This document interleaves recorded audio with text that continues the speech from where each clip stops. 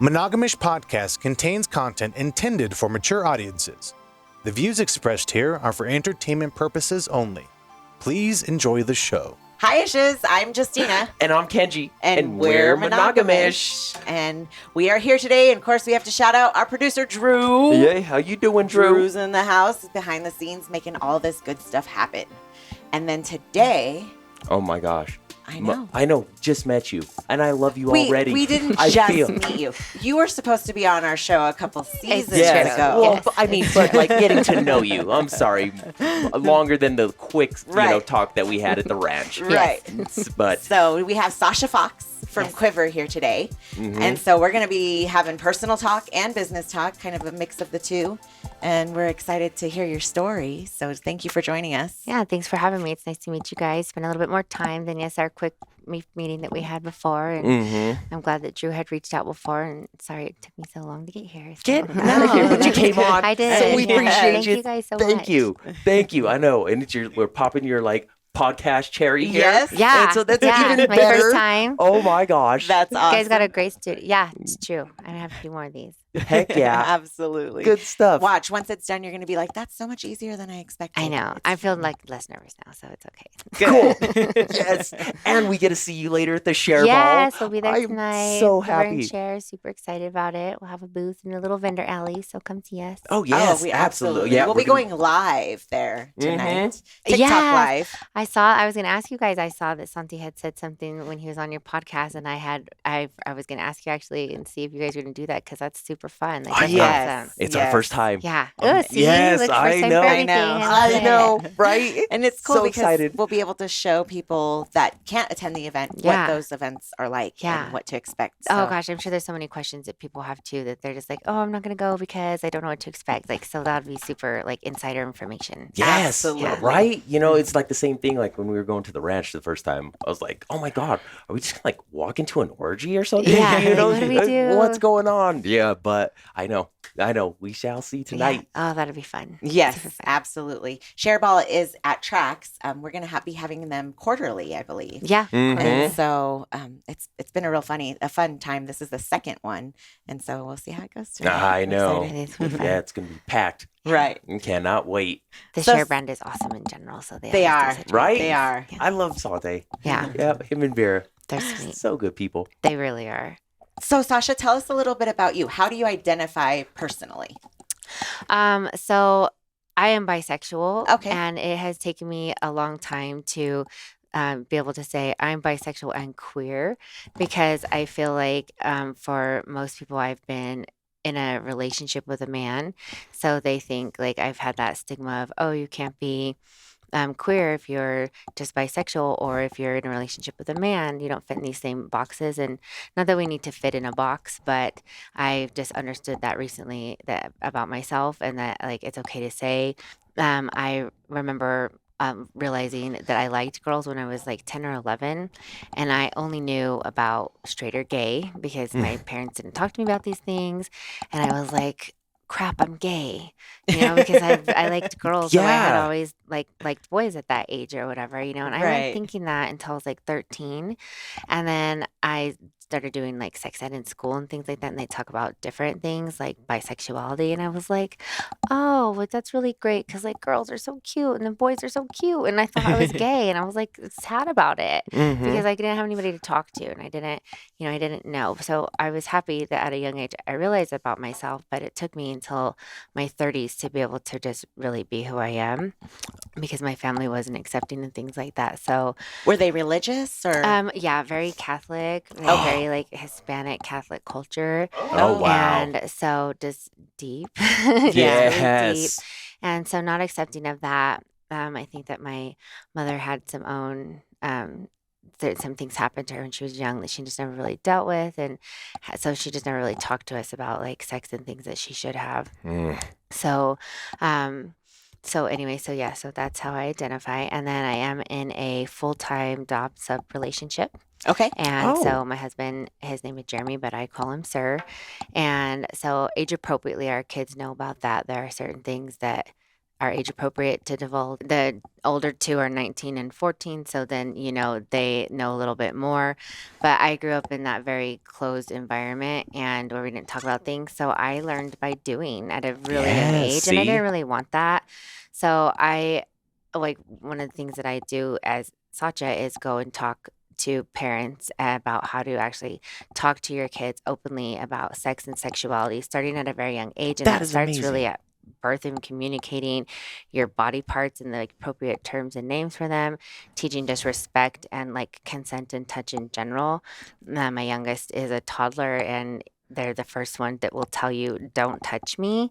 Okay, I will talk to you, but I would appreciate it if you stayed over there. I'm going to sit here and you can sit there. And that's because we have taught our kids that you have a right to your body, your choice, starting from birth. You have body autonomy. And I love that. As long as we're communicating that with you and making you feel safe and comfortable speaking your boundaries, there's nothing wrong with your kids saying, I've had enough of you. So if you need to talk to me, can you stay over there?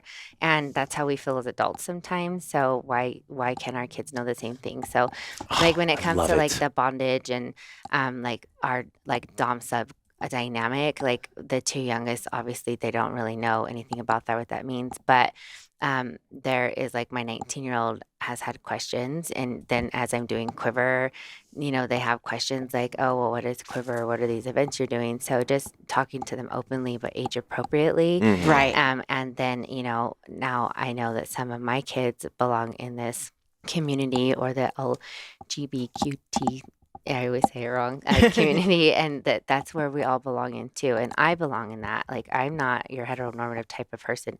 I belong in this community too. And It took me over 30 years to realize that how I feel and how I feel about myself and where I feel like I fit and belong matters.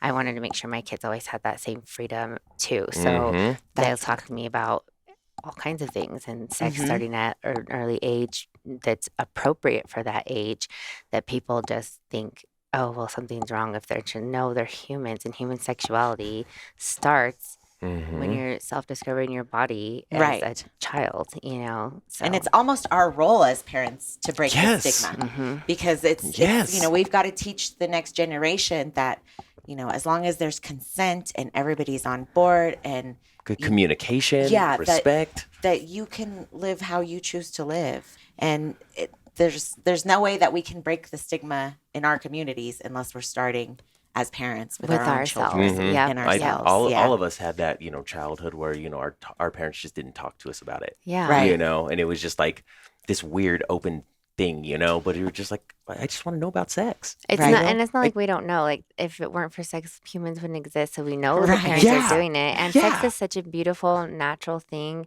self-discovery, and just all types of pleasure. Touch is pleasure, Right. And it's such different forms. It's not a bad word. It's not a dirty thing.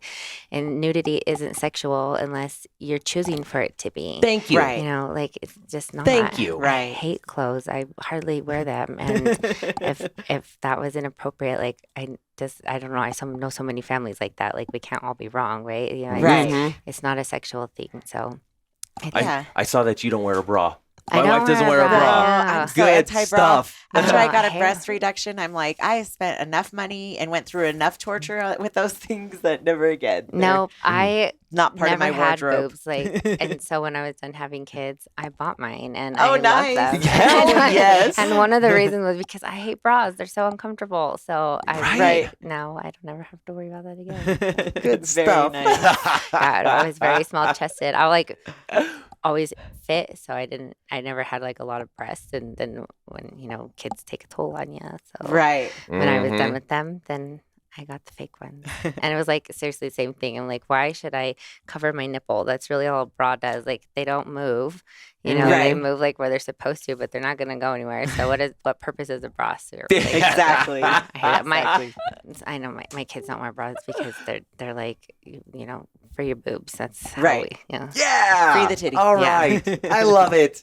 for your boobs. So when did you first lose your virginity, or when did you start exploring? You knew you were bi, but then you went through that process of realizing that it was okay to be bi and that you could in fact be attracted in like both men and women. Yeah. And then how did that transition into you exploring sexuality? So I didn't really do a lot with like girls when I was younger because they're just like you didn't talk about that or how was I supposed to find the girls? I grew up in a small town of Salida here in Colorado, and Okay. so it was just like I didn't want people to think I was weird. I was already different. Like people like it was hard growing up in a small town, so I didn't want to do more to myself, you know. Right. So I did start having sex when I was 15, but that was more because I just needed the attention I didn't get at home, and you know, daddy issues, whatever you call those. And so I didn't really have those things that I needed at home, and so I thought that this was like, oh, this is what girls do, and like if this is what boys want from me, I should give it to them. And so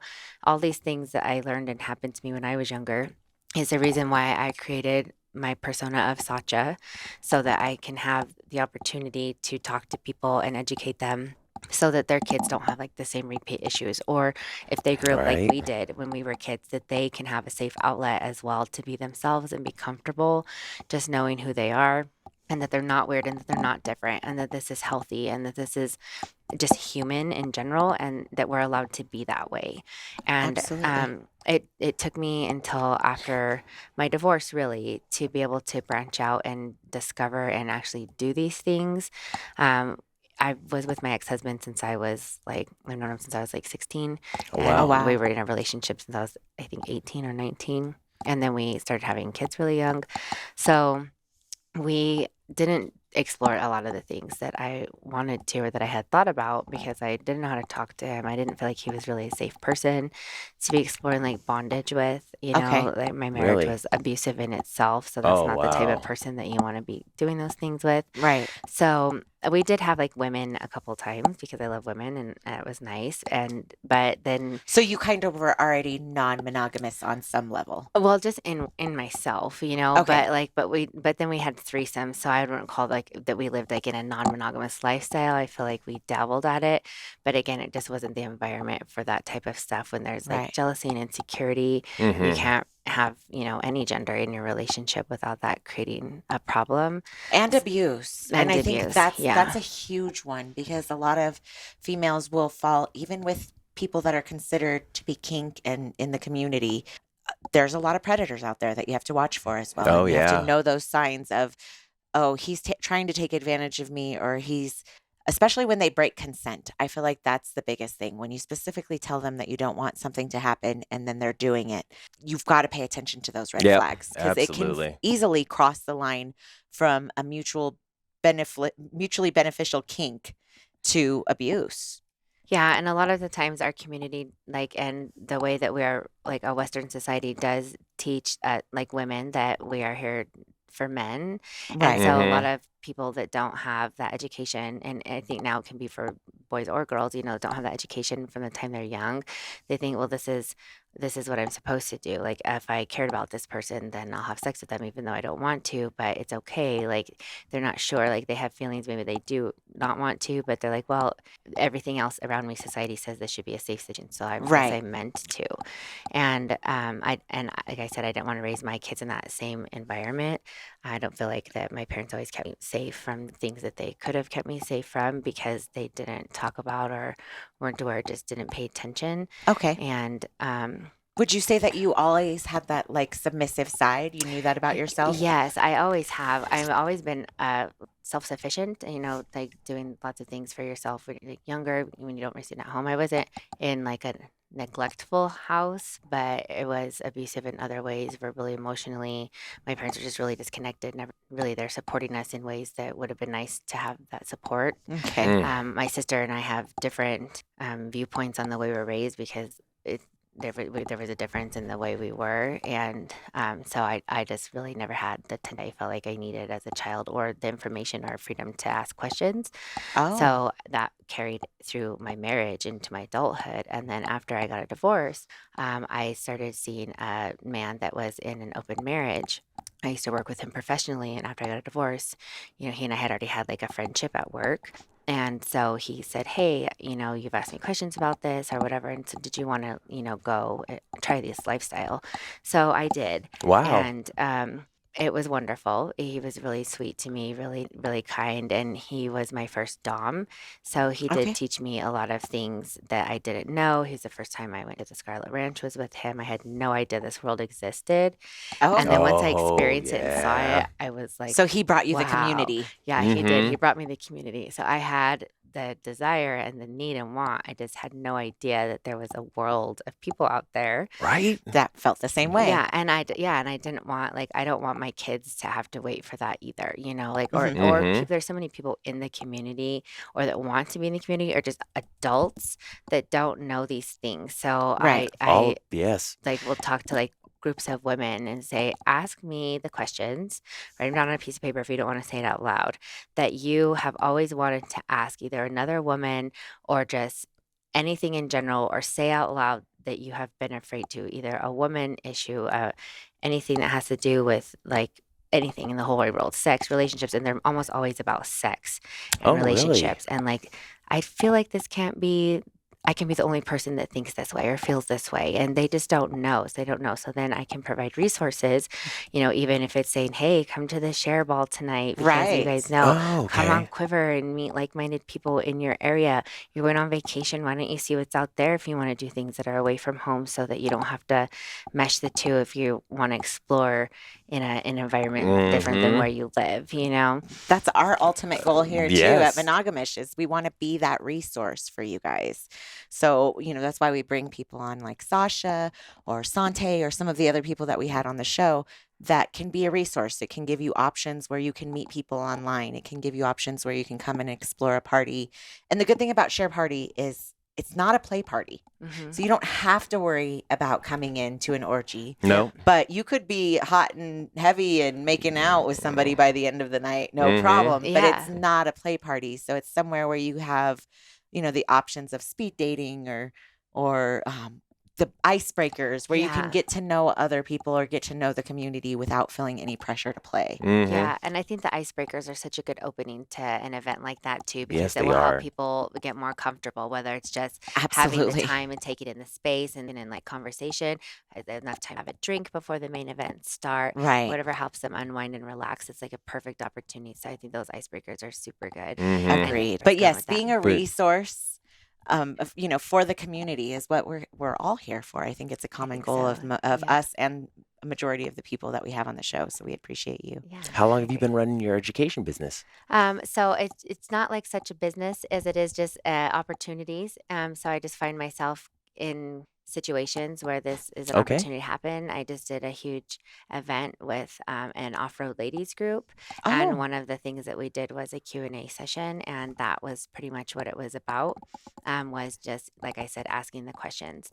Or I will get a group of young people together and we'll discuss different sexual issues that you need. Same thing with adults. So it's more of what is happening around me and where is opportunity for these education pieces versus something that I promote.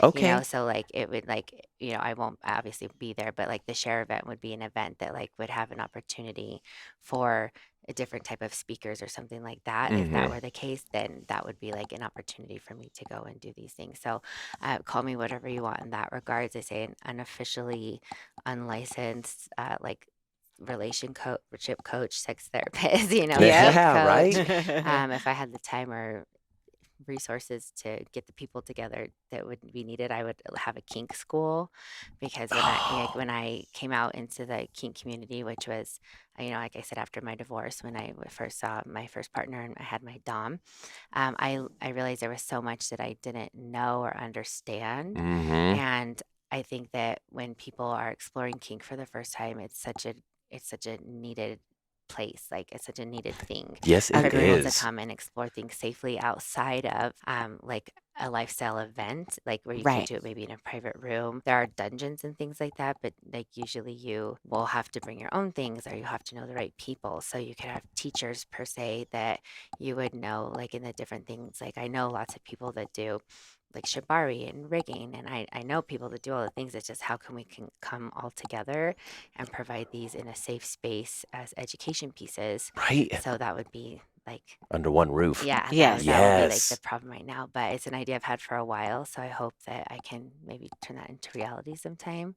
Oh my 'Cause I think gosh. that would be like great. Even with my partner, when I first started exploring bondage and like dom sub lifestyle, there was a lot that we learned too together that weren't neither intentional, like instances of learning opportunities, but because he was still new too. So it is kind of hard when you have two new people in a certain realm, because then neither one of you yeah. really knows where to go with it, or Yes. Right. like Yes. there are certain experiences and things that I think you learn when you're in like bondage relationships or certain lifestyles that you have to pan out. And I think it's usually you can see like as a whole, like people that are in the bondage, we would all have similar experiences when we were uneducated, when we were first Right. starting out in Oh, that got lifestyle. it. So if there's something that could help to like keep you from these repeat experiences, the new generation of people into bondage and things like that, then we can educate sooner and help prevent some types of like safety issues or learning experiences, or just enhancing the experience from the start versus waiting for you to figure it out later on, so that Right. you can just work on fine tuning your dynamic at that point and how you want it, versus skipping off some of the similar barriers that we all seem to have when we're starting out in different lifestyles or interests or kinks and things like that. I love that. Yes. Oh, So that led you to Quiver then. So you were part of like all of those communities to begin with. So you're part of the LGBTQ, the non-monogamy, or open relationship. Did your husband and you play outside of your marriage, or how does that work with your kink? So we did start going to the ranch a lot, like Okay. my current husband. Once I started to feel safe in this lifestyle, then I would go to the ranch by myself still, when I was still seeing my first dom, because he was in a marriage, so we weren't like exclusive or anything like that. And so I went to the ranch, and one night I was there and I did see the people from Quiver, and I just asked them like, tell me about this, what do you do? Because I had seen other lifestyle platforms that were a little underwhelming to me, which Right. is my personal opinion.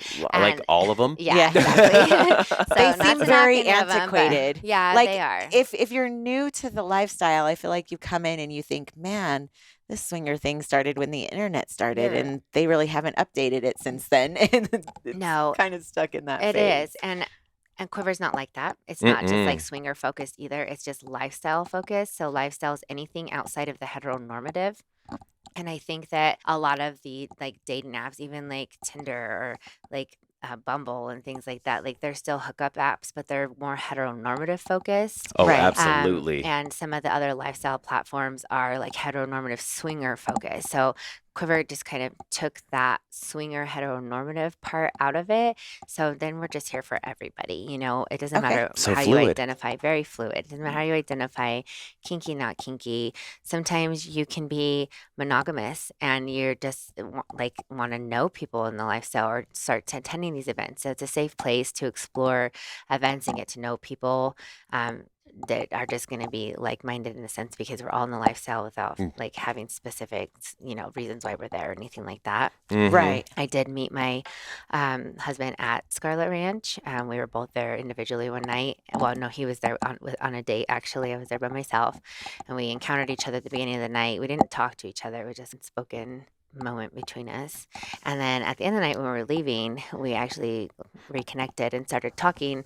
And I don't know, up close. So we went outside and we started talking there and made out a little bit. And then Doug said, "Hey, you guys got to go," because I was getting close for a while. So then we like made our way to the parking lot, and our cars were parked next to each other. So we talked there for a little bit more. And then his date needed to go home. She had a little few too many drinks. She was awesome. Like I don't know, like they had a great night or whatever. But we didn't hang out, but they sound like they had a great night.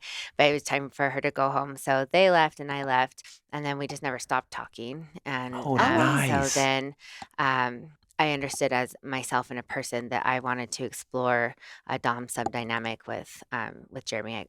I call him sir, and that I wanted to explore this dynamic with him. He had curiosities. I had enough experience that I felt like, okay, we can develop this together, and then I won't have some of the repeat issues I did with like a new dom, because I already Right. like had learned, so I could kind of guide him that role, and we could make it our own, which I thought was kind of nice, because I still had a lot to learn, so And there's a lot to go through. Walk Yeah. us through that a little bit, because I don't think that our community realizes that the kink community, really, you almost have like a process that you go through when you're developing your relationships. Yeah. It's not just saying, oh, I like you. You can tell me what to do. Yeah. It's much deeper than that, because really, even as the sub, you're in charge. Yes. And so explain to us how that looked when you guys were negotiating your dom sub roles. So for us, I personally have to have a connection. I realized that. So when I did know that I wanted to start exploring the role with my sir, I broke it off with the previous person that I was seeing, and because I don't feel like I could be in my role to more than one person. Okay. There are lots of people though that do free explore like bondage and kink and dom sub dynamics with just other people. They don't necessarily do it with any of their like partners that they know, and they prefer stranger encounters for that. For me though, it has to do with like my childhood and the way that I was brought up when I was younger. Yeah. So for me, it's very cathartic and healing, because when we're doing bondage, I'm a pain slut. I do love the pain. I love the whips. I love the paddles. I have quite a collection of all sorts of things. And so for me, I have to trust you. You can't be striking me and, Right. black bruises if I don't trust you. And so that was what took us the longest to develop. And then I remember one night we had such a great session. You develop your subspace after time to once you can feel relaxed and comfortable. When starting out, I first did blindfold and music in my ears, and then have since to be able to create that space for myself without those tools. So that's part of what you would in a developing phase, I think. And important education pieces like, oh, I hear about subspace. What is it? It's something that you learn to do in yourself and comes with comfort. It's a mental thing. It's a mental thing. Yeah. So you have to, I feel like when it comes to the kink side, first of all, you have to take care of your body, because you're putting it under a lot of of stress. pressure and Yeah. stress. And so, but you also have to take care of your mind. That's And the you biggest part. Right. Mm-hmm. And so I think that people just think it's, oddly enough, they always revert to it being sexual. And a lot of times kink play is not sexual at all. Yeah. It might not mean that you guys don't have sex after the fact, but when you're doing a scene, it's more of it sounds like you like more of the impact play. And do you like shibari and things like that as well? I think it's awesome. We haven't really explored ropes together. It's like on our to-do list, but we're just super busy. So it's like it would literally be for us like to take classes or to like get our own ropes and like read a book. You know what I mean? So like we don't have time for that. But again, with like a school like that, you facilitate all these things and people can have their choice, right? Right. But so no, we're not. But yes, for us it is a lot of the impact play, whips, paddles, restraints, things like that. And just I like to be dominated. He likes to have that power. But as the bottom, yes, I am the one with the ultimate power. And for me, that's what it is. But it took a while to get there, years. For us to develop, where I could be in a really deep subspace. We don't have a safe word in my body, even when I don't feel it, what I can. He knows. And there's some times that I've said, no, like we're not done. Your body's telling me what we're done. And the next thing when shit stops. I've never met him, but I love him. Yeah, it's the same thing. I do the same thing with He her. does. He knows. Because, and a lot of times he will say the opposite too. I'll think I'm done and he'll go, oh no, you're have not. You have some left in you too. Yeah. No, you're not. And then I'm like, oh, you're right. I'm not done.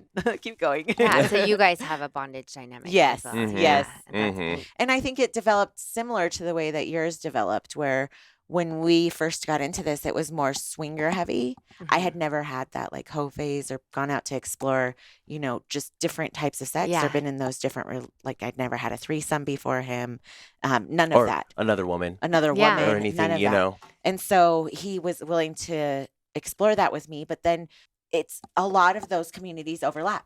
Just like what's happening at the share. That's honestly the reason for the share, is bringing all those communities together, because we can go to our local swingers club and it might be kink night. And so they might have shibari or, electric play or, different impact plays on the cross, different scenes going on. And so when we got exposed to that, it was like, oh, wow.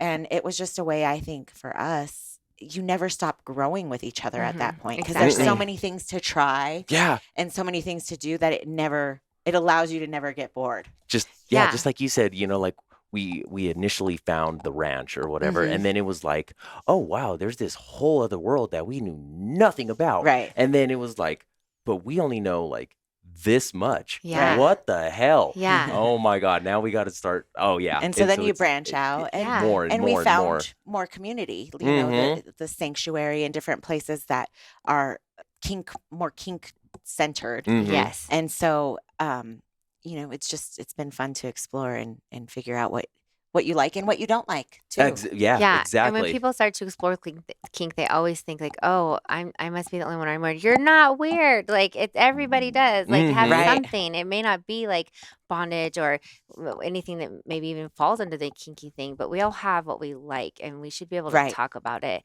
And so that's another reason why I like Quiver too, and why we do that, and why we have taken away the heteronormative swinger from Quiver, because it's not just about being like, you know, straight sex, you know, like and just being swingers. The lifestyle has so many different like branches to it. Yes. And we're not trying to fit everybody under the same umbrella. We want you to have a safe platform to do whatever it is you want to do with whoever you feel safe with, and to be able to safely find all these events and all of the places to go, and all of the even private events that, you know, happen around, because maybe you don't want to go to like a big club, but you want to do like one of the barbecues that are somewhere, or, you know, you're going on vacation and you don't want to go to like a lifestyle resort or something like that. Like we have all of those. There's like 500,000 members already. There's in 7 countries. So we have a big reach. We just want to get more people in this region to like know about Quiver, and to be able to come and see what it's like. So that's one reason why we'll be at the share event tonight, to be able to promote that, get to meet people and show them there's something else out there that does encompass the kink community.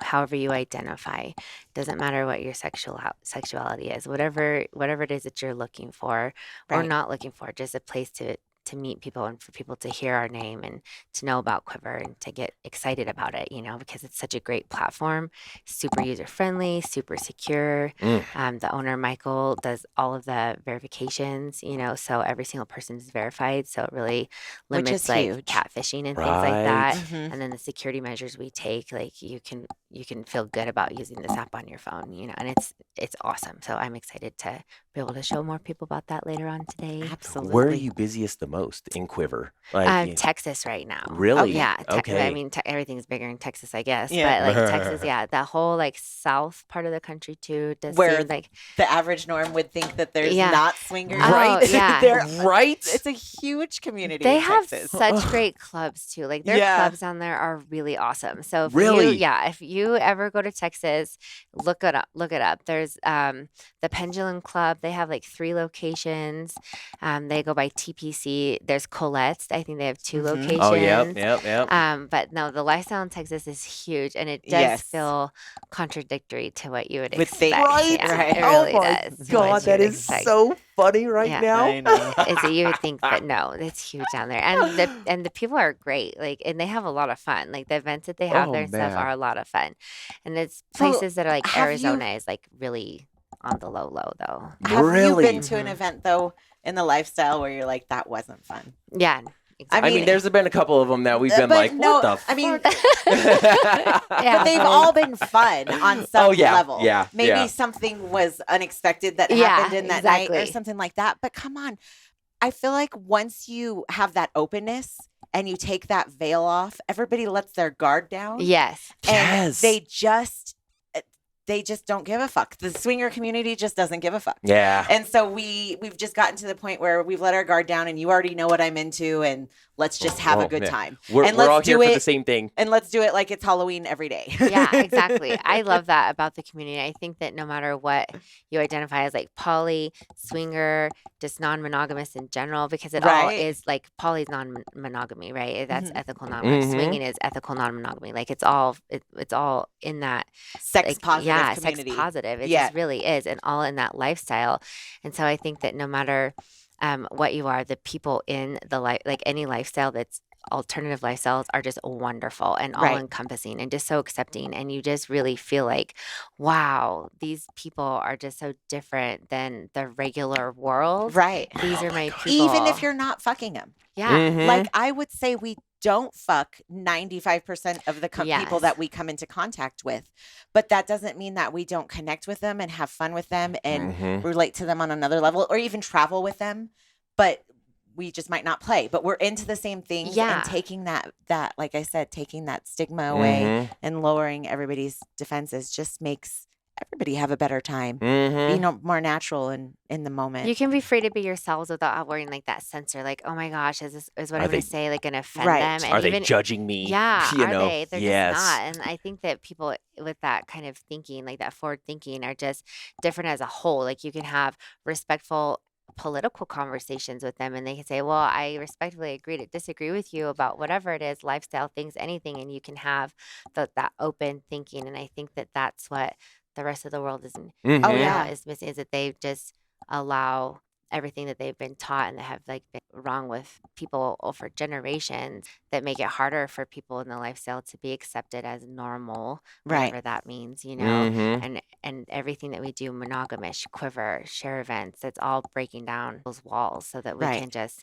be open and about ourselves and not have to say, oh, can I be myself? And know when you can let your hair down fully. You're not just of that, Right. Yeah. But some of the friends that we've brought into this, and taken to a couple of different events have come away going like, wow, like everybody is just so different. They're so expected. They're so much more open and, like loving and, like there's not all these stigmas of, oh, you're like messing with my husband or whatever else, and they have good communication. And it's just, they always say the same thing. Wow, it's completely not what I expected. It's not. I think any foundation for any type of like lifestyle that is ethical non-monogamy is that trust basis, right? You have to have that great foundation before you guys can start branching out or can feel comfortable with this, because you have to have that like really deep trust and communication between you guys in order for you to come to that point where you can feel the compersion for your partner after they're telling you about, be so excited to like,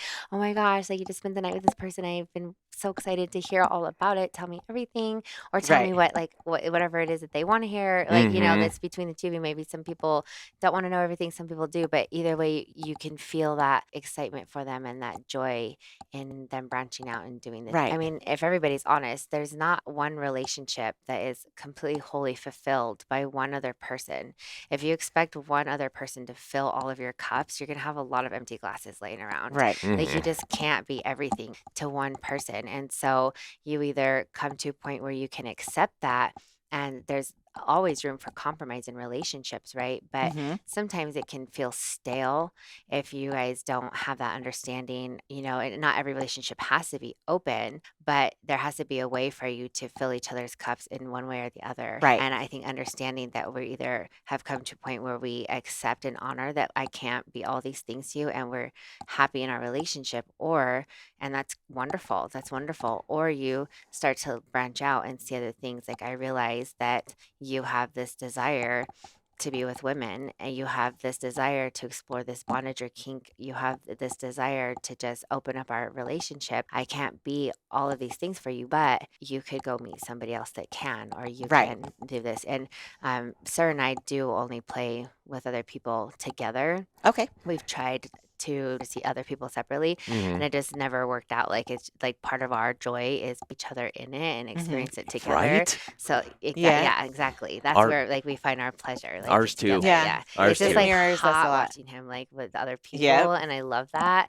So we've just found that it just enhances our experience the most when we're together. And that's the great thing about like every dynamic. Like not every dynamic has to be like that. Like I know so many dynamic people play separately or together, like whatever works out. And that's amazing. And we have talked, like we've tried that. We've talked about maybe like one day, but we don't have the desire to, because we do fulfill each other so well sexually. We have such a great like sexual relationship that we don't necessarily have a lot of those needs that are not being met by one another. So for us, it's the experience and exploring people, making friends and connections versus like the sex part. So I think we started out like as swingers, but now we would say that we're just more of like wanting like the connection and the relationships and the experience. And if it leads to sex, like that's awesome. Right. But we're not like, we don't see it the same, like, like we don't see it the same as and we you did go at through first. a growth period, right? Because I think that some people, once they get opened to the idea of non-monogamy and they've talked to their partner and now we're on the same page, we can do it. They want to go 100 miles an hour. Yeah. Like, oh, we can fuck her and we can fuck him and we can fuck them. Yeah. And, like, and it's easy to be like the kid in the candy store and let's try it all. Let's try it all. But the average swinger only plays 3 times a year. Yeah. That's the average number is 3 times a year. And I think the great thing is that you can determine how fast or slow you want to go. You want to go as fast as the slowest pineapple, right? Yeah, exactly. And so you want to make sure that both everybody's comfortable. And if that means that you're playing every week or every day, even, that's your prerogative. You can structure your relationship on your needs and how and what works for both of you, or what works for you, really. And it's about like what you want long term too. Like for us, like I hate to say this the way this is going to sound, but like we've had so many sexual experiences that are just like casual in the swinging lifestyle that we're like, oh, let me see your tits. Oh, I remember you. I don't know your name. I can't remember your face, but I know we did something, right? Like, oh, now you have clothes on. You look so different. I say that all the time. Yeah. Like I Miss Maureen. Maureen. God damn it, Maureen. I didn't even recognize you with clothes on. Yeah, I know. exactly. Yeah. Who are Could you you? please put your legs up? Oh, Right? that's right. Who are you? Yeah, I remember you. And so, like, we just want something that's more, like, we want to know the people. We want to know the people, and that's actually like the harder part too. I think casual experiences, can be easier at sometimes, like because you don't have to do like the conversation or worry about the chemistry. You just worry about like the cool part of it, Right. And so I think that like that's anything that you go through in your life, how you evolve. Like, okay, I've had enough of this experience. I want to see what's next. Right. And so now we're just more focused on like, we really want like friends in the lifestyle. We have some like close friends, each of us does, that we're closely linked to, but it's just different when you're in a different type of lifestyle to have people that just really relate to who you are, like wholly, Right. and don't have a lot of questions, like I had Not one. even just questions, but you don't have to like censor yourself. Yeah. You don't have to go, oh shit, I can't say this here. Yeah. Or I can't talk about Everything's this good. here. You can just Yeah. be normal and just talk about life. Or you see people's eyes and you're like, oh yeah, we don't talk about it. Yeah, right. Exactly. I know I had gosh. one friend that anytime that she knew like that I was going to an event or specific, like I just stopped like talking to her a lot about stuff. She would say, oh, it's story time. And I'm like, I don't want to tell stories. Like, it's not stories. You can either come and see what this lifestyle is like for yourself, or like stop talking, because at some point you're like, I don't want to talk about this. Like, this isn't like story time. This is just my life and like who I am. And But for her, she was probably living vicariously through you. Yeah. And it was maybe something that she wanted to try, but the closest she could get to trying it was listening to your stories. yeah, and she could have, like, I gave her so many opportunities, but you get tired of that. Like, you get Right. tired of being like the person like with like the secrets that everybody wants to hear and stuff. Right. Like, it's because that's what we're trying not to do. We're Is- like, and so when you Right. It should surround be your- normal. yeah, Mhm. and when you have a community of people that you're just surrounded with all the time, they're in the lifestyle. Like, you don't have, you can just be authentic 100% time, and you don't have to feel exhausted. People who don't understand or have curiosities but won't take that next step for themselves. Oh my Right. God, we're right there with you. Yeah. There's a couple couples that we go out with. They're same thing. Every Yeah. single time And- they're all, oh my God, tell us what you guys been doing. Yeah. Who have you interviewed and what are Yeah. their stories? And I'm like, dude, listen to the podcast. Yeah. Like, You're like, that. well, it just so happens you can find all that information. Yeah, and if do you want to go out with us? Yeah. Because like Right. we can go out Saturday or Friday or whatever, and they're just like, yeah, no, and we're just like, dude, well, stop. Yeah. Right. It just Please. it's like fun at first, or you want to give them the information, but it gets exhausting after a while, So Oh, for sure. I think that we would like to just have some more solid friendships have in the lifestyle, and then longer term like sexual partners too, because then there's that comfort, and a really good sex I think comes from getting to know each other too. Boom. Casual Mhm. experience is like super hot and like fun and exciting, but I think the chemistry is you really are like, oh yeah, you know how to push my good buttons, Mhm. Right. So, That's when it takes it to the and next those level. are the experiences, and so yeah, that is the next level, right? Is like having really intimate connections, so that you can really be having like what pleasure is like in that full capacity. I think. Right? for sure. Yeah. See. So Quiver, what's its goal? So it wants to expand here in this region, but you guys are ultimately wanting to be worldwide? Well, we are in 7 countries already, but yeah, like obviously we would like to be the biggest known platform for lifestyle. And we want people to know that we're not just another swingers app. We're just an all-inclusive lifestyle platform that is open to everything. There's like nothing specific. In fact, the further from heteronormative you are, the probably better you are for, and all the people that are there. But that doesn't mean that your neighborhood swinger can't join Quiver. It's open to everybody. Exactly. We just know that there are like really known platforms here in Denver that everybody's used to, and it really does seem more archaic, and it's just like you said that their platform is just really outdated and not user friendly. It's not user friendly at all. It's a nightmare to be on the computer, and then it just looks bad. It just looks bad, and so we have something that's very user friendly, very secure. I know for a fact that our biggest competitor, our security measures are worlds beyond theirs, and that's what people offer. And it starts with us hand verifying every single person that signs up are either verified in person because they've met you and or one of the ambassadors has met you and we verified you in person when you sign up, or you go through a verification process and that's done by hand. And so there's no I wouldn't say there's we do catch people once in a while that slip through somehow, but there's a very small chance of being catfish or something artificial or just not knowing what you're getting. And then the other thing about Quiver is it's kind of classy, it's like very user friendly. The way that it's set up is just beautiful. It's an app, a super simple app on your phone, just like everything else. You have Facebook, you have your Quiver app right there, boom, pop it up. You don't even have to get on a computer if you don't want to. And I forgot what I was going to say. No, that's okay. It's all right. But it's really easy to use and we love it. And so we do want people in the Denver area and this region to start using it more. And a lot of people are just more reluctant to something new because they've been using this outdated platform for a while, and they're like, well, I've already just been on it for so long, so why try something else? Well, let me give it to you for free and then you can try it. And so that's what we're doing. And with you guys, we have the Monogam-ish Q code that people can use and go on to Quiver. And so the website is www.quiver.us.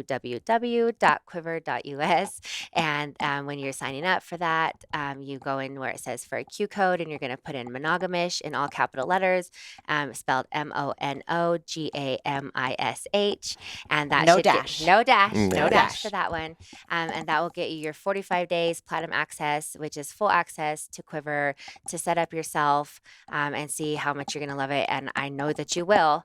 So then there's some really affordable options after that. There's the gold platform, it's $12 monthly. The platinum platform, not bad at all. No, not at all. The platinum platform is $30 quarterly, so very affordable. It's damn near the same price. Right, they are. Oh my God. That's why I say, let me give it to you for free, because then once you see it and compare it, you're going to be like, why was I even? What took me so long? Yes, exactly. But I think that's it's important for our listeners because there's so many. There's 30 plus apps at this point. There really is. Or websites, or some of them don't have apps. Some of them are just straight websites and you have to go online. I do like that portion of Quiver, that it's an app and you don't have to actually secured log on. App. And that it's a really secure, because some of those less known apps are really just scams. They're trying to fish your photos. Adult Friend Finder. Yep. I'm looking at you. Yeah. They're trying to get your photos. They're trying to sell them at other places. There's a lot of catfishing scams that go on there. People aren't verified. Those things are very important because we want to keep the community safe and your information safe. Yeah, and we want to make sure that it's really limits predatory options because unfortunately, that's just something that is a problem, and no matter what you website, do, no matter what you do to stop it, it really is Facebook, Twitter. It doesn't matter. That happens on every platform, and that's why we have such a secure thing. And so for the fellas, if you go on as a single male, you do get the access, but you do have to pay $10 for your first upfront to be able to access that. And we do that because nothing against the men, we love you guys, but there does seem an abundance, and right, and vultures. and well, I mean, it's I hate to say it because men are amazing and they don't get enough credit, and I do think that they get in that predatory group more than women do. And I can tell you that in the lifestyle, a lot of times women can be bigger offenders than men because they think that because you're a 100%. woman, I can touch you, or every woman wants to be touched by another woman. Right. And I think that women break that consent boundary just as much as men do. And it's just not as talked about. So I hate to say that, like, you know, and it's something that we've looked into and played with a lot, but it does just seem that it does provide that extra safety barrier for our community if we just have the men kind of pay that small fee up front. It's them taking a commitment too. It is, right? They're not just looking at this app as, oh, I'm going on here to get a quick hookup. Yes. That if you want that, go to Tinder because that's free. Yes, exactly. Or, you know, go to Field or one of the other ones. But if you want an actual connection or to find like-minded people and you want to get into this, then I think that it's paying that, it's $10. But but having some sort of commitment to it will weed out the bad people. And then the single women and then couples accounts, you get that full access for free 100%.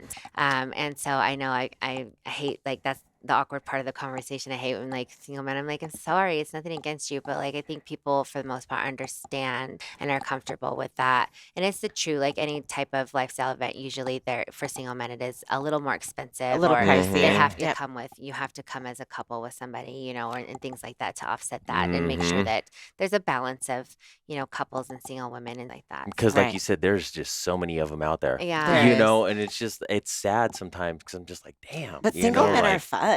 Yeah, no, they are. That's why I said absolutely. we love the men. We love the single men. Like, it's nothing like personal because I know that it can be just really one person ruins it for everybody. You know, and that's kind of the case. Yeah. Unfortunately, within the community, they've kind of put themselves in that corner. Yeah, that's what I say too. And again, it's a lot of like lack of education. 100%. You know, so something that Quiver may be doing later on would be educational pieces for, you know, couples branching out into the lifestyle or, you know, single people branching out into the lifestyle. And how can we help you learn proper etiquette and how to appropriately have these conversations? And on Quiver, you'll find that, like, we really do encourage people to use their faces in their photos. You're going to find so much more connections if you are just 100% upfront with who you are and use your faces.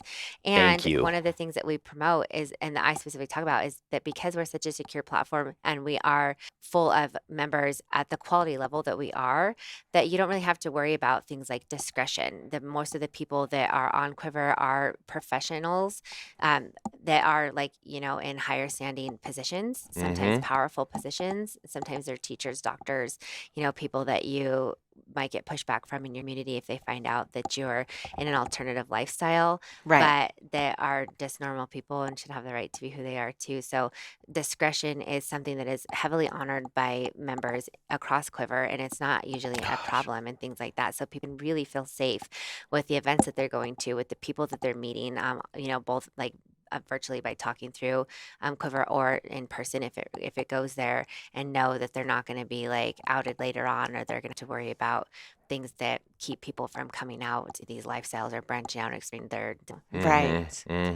That's awesome. Wow. Well, yes, absolutely. Visit Quiver again. And it's important to have that www in there. Yes. www.quiver.us. And because it is a safe, secure site, that www is important. Yes, Good absolutely. stuff. Oh my gosh. So where do you see your relationship headed in the future? Do you guys think that you'll stay in this kink dynamic? Do you think it'll grow? Yeah, it does every day. And it's such a great dynamic because a dom sub dynamic is not just about you know, bondage and kink. In fact, there are dom sub dynamics that don't have a bondage or kink dynamic to them. It's just about that power exchange. Right. So for us, it really helps with everything in general. It helps keep me grounded. It helps keep me focused. It helps him stay on track too, because we have this really deep connection obligation to one another. So when I'm feeling a bit out of sorts, he'll send me to the corner, and I have a spot in my closet, and I will stand in the corner and just 2 or 3 minutes, and I come back and I'm like refreshed and reset. And that's my reminder to, like, from him, that's a loving reminder to say, hey, I see that you're like feeling a bit much right now, and so maybe you need to step away from the situation. And it can apply to whatever it is, like staff members, work, family.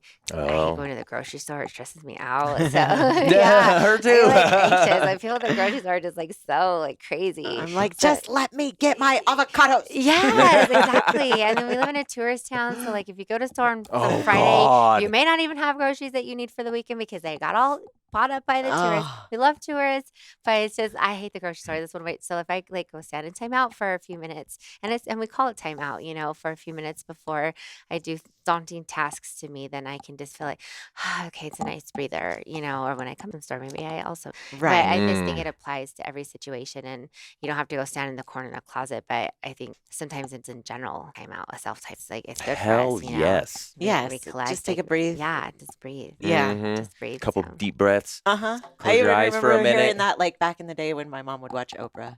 Oprah would say, sometimes you just have to sneak away from the party and go into the bathroom and sit on the toilet, not even using the toilet, but just take like 6 deep breaths and zen yourself out. And I think that can happen in a lot of, especially post-COVID. Yeah. Because we were so secluded for a while that sometimes, like this past weekend, it's been a zoo down here, the Great American Beer Festival and Oktoberfest, and there's concerts and just people everywhere. And I'm like, oh my God, I just need to go up into my little perch, up into the studio and just have a zen moment to get away from all these people and take a breather. And just relax. Yes. I don't know what your guys' dynamic is like, if you guys just do like bondage together, if you have like a dom sub dynamic too or not. But but for us, it's a whole lifestyle, and it really makes us better in general. 100%. Really? We definitely do have a dom sub dynamic. I would say I'm a little bit more of a brat. Like I like to push his buttons. I can see that about you. Yes. See, she looks like it. She looks like a troublemaker. So I like to, as Drew knows, he sees it. He's privy to it on multiple occasions. I just like to kind of push his buttons a little bit and then, make him react. Yeah. But it's definitely, he's my sir, Mr. Fullwood. I love it.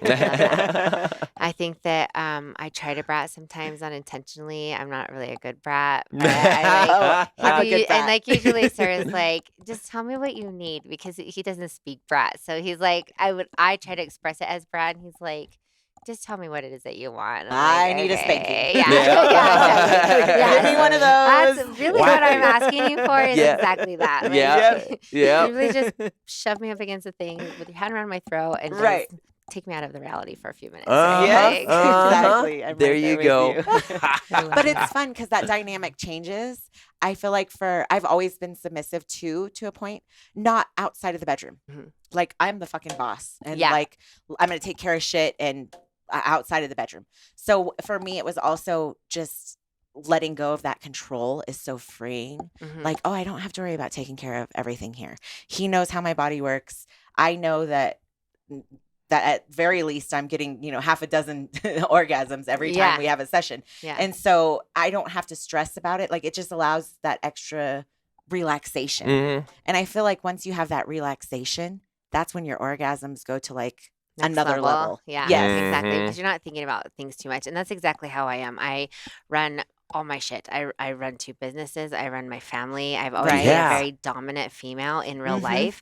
So the last thing that I want to do is be dominant in my relationship or in my bedroom. Right. Aside from the sexist like stuff, in 1950s housewife, that is like my dream. Like I don't want to necessarily like be barefoot and pregnant in the kitchen, right? So I want to like be me. So take away like all the sexism, but just the way that men were with women, I think in that time frame is my idea of how I like a man to be. Like men very much were the providers and the caregivers, and the women were the nurturers. And so in my own like private relationship, that's the role that I want to take. I want a man that like mans in people with its very strong head of a family. Like I said, take away all the sexist, because there's so many things. Like you're like 1950s, what the hell's wrong with you? Like, but I think you can follow along what I'm saying, right? In that time, men were the head of the family.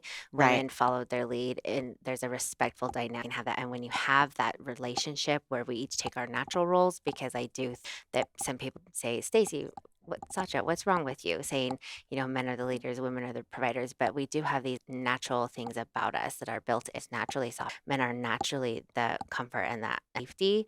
So that's for us one of the things that we have in and as a dom sub, because I can just really let my guard down and I can try to lead, so that even if I have to run everything else in my life, I don't have our relationship. Okay. That's right. So for me, I would say it's not the 50s relationship. Like, we've always done things untraditional. He was the stay-at-home dad for a long time with our kids for years and years and years while I worked outside of the house. But it's like two pieces of a puzzle.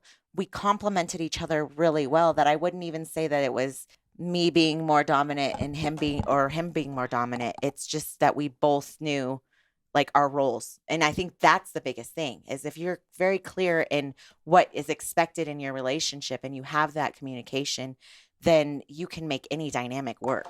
Yeah, and I guess that's what I mean. Like, for me, I compare it to like the 1950s when where the women were like the softer, like behind their, because I do run everything in my life, so and it allows you to really step into your feminine energy when you're that nurturer. Yes, that's part of it. Like, I just want to be taken care of. Like, and I've been in charge of everything my whole life, and so I just don't want to be in charge of that part of it. Like, I want to know that I can have a partner that equal power exchange. So I think we're saying the same different ways. Absolutely, because it's a total power exchange. It really is. It really is. But it's also a respect thing. Yes. And in order to have that power change, you have to have that level of respect there, because I know that if, like, now kind of roles have reversed. Now I don't work. Well, we both work on this full time. Like, you do work. Yeah. But in terms of a traditional job outside the house, now I'm more in the house with the kids more often. And so he's gotten to step into that role. And it's a mutual respect, but also we're just very clear on what, is expected of one another. And we know and operate really well together. Yeah. I think anytime you have a partnership where you guys can is just really. Yes. And that communication travels to your other relationships. Yes. Like, once you master it with your partner, I feel like then my communication is much better with my producer or with my children or with, anybody. Friends. Yes. That communication is such a vital piece. Like, I just wish non-swingers would learn that part of it. Yes. Because there's just, non-lifestyle people. Right. Just in general. Non-lifestyle people, like just your traditional heteronormative monogamous people would learn that extra level of communication, because that can improve those relationships so much more. But there's this, stigma of, I can't tell them that. I can't talk about that. Or it's so weird that, like, people look at us, or, like vanilla people, in our family as well, and they go like, you guys are like doing that. Like, we can't listen to you. Right. Even though we have the best relationship. Out of everybody they're going, that we know. They're going, you guys don't know what the hell you're talking about, like, and we're going, dude, what are you talking about? You guys fight every day. Yeah, right. What the fuck? I tell people all the time, like, the strongest relationships and marriages that I've ever met are from people that are in alternative lifestyles, because you do have that level of communication. Right. You do have that ability to say, like, this is actually something that I didn't expect to make me uncomfortable. It's never made me uncomfortable before, but it makes me uncomfortable now. Whereas most people would say, well, I've allowed this in the past, so I must just have to accept this. Like, there is room for change and growth in everything that you do. And you don't have to be one way or the other, like, fully. Your roles with each other, your dynamics switch and change. You said, is this something that we see for my sir and I, like, that we see like long term and stuff? Well, yeah, we do right now, but who knows, like, what it would be like in 5 years. Like, our dynamic has already changed just in the last like 6 years, where we were more like swinger based, and now we're more, looking at like the connections. And we've talked about, if we met like a family or a couple that like echoed kind of our energy, like a polycule, like that sounds kind of cool. See? Like 2 moms, 2 dads, like, oh my God, that's amazing. And then I just like, in that, I think we're best friends, and like, I just think that would be so. Like, to touch on what you said earlier, you can build that foundation. And once that foundation's there, then you can decide if it's going to be a condo or a house. Yeah. Or a ranch style house or a 2-level house. You can build your relationship, and that can change. You can remodel that house and now add an addition. open. Yeah, It's you're so never fluid. stuck with like one thing or the Right. other. As long as you have that good, solid foundation. Yeah, exactly. Yeah, Mm-hmm. and it creates a lasting. Absolutely. It really does. Mm-hmm. So if people want to hear from you, or if they want to invite you to talk or anything like that, where would we find you? I would love for people to reach out to me. Like you can email me on my Quiver email. It's Saatcha, which is SAATCHA @quiver.us. But you can also find me on Instagram and Facebook. It's my name is spelled SAATCHA and then Foxx FOXX. So 2 A's, 2 X's. Such a fox. Yeah, such a Fox. Yes. Yeah. So, but you can like reach out to me on social media, email me, however you're comfortable. Find me on Quiver. Sign up for Quiver. On Quiver, the name that we go by is Sexy Whore 5280. So There super you fun. go. Representing the D-Town. So you can find us on there. We'd love for you to friend us on there. Check out Sir and I. And if you have any questions, you'd like me to come make an appearance, you want to know more about Quiver or anything else, I'd love to hear from everybody. Perfect. Hey, thank you so much Yes, again. God, absolutely. this has been amazing. Thank you Yes, guys we for really having appreciate me it. and all the conversations. Like, Yeah. You guys are wonderful. It's Oh, Yeah. thank you. Thank you. God, thank you. All right, it's just, you know where to find us. Catch us next week for a great brand new episode. We'll recap what happened at the Share event, because that's Oh, tonight. yes. I know. I know. We're going to have a great week coming up. So we appreciate you, Ishas. We'll see you next time. Bye.